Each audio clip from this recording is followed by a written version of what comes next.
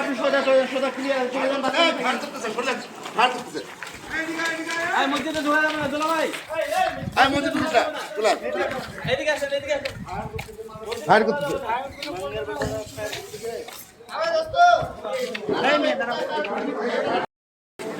এটা হচ্ছে লিলির মোড়ের পরিস্থিতি। লিলির মোড় বর্তমান ফাঁকা। একটু আগে পুলিশটা আসছিল তাদের সাদা গাড়ি নিয়ে, টিয়ার সেল নিক্ষেপ করছে।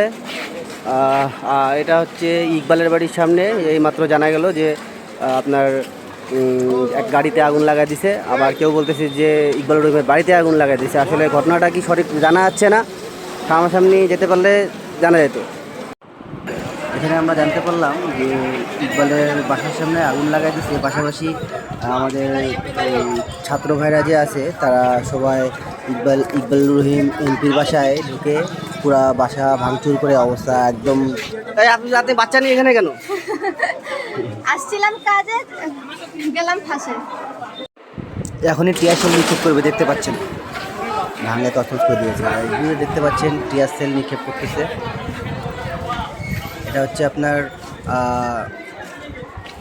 আমাদের পৌরসভার অপোজিটে সবাই দৌড়াচ্ছে, পালাচ্ছে, কারণের দিকে টিয়ার সেল করতেছে, গুলি করতেছে। দেখতেই পাচ্ছেন আপনারা কী অবস্থা। দেশের পরিস্থিতি খুবই খারাপ। আমি সামনে যেতে পারলে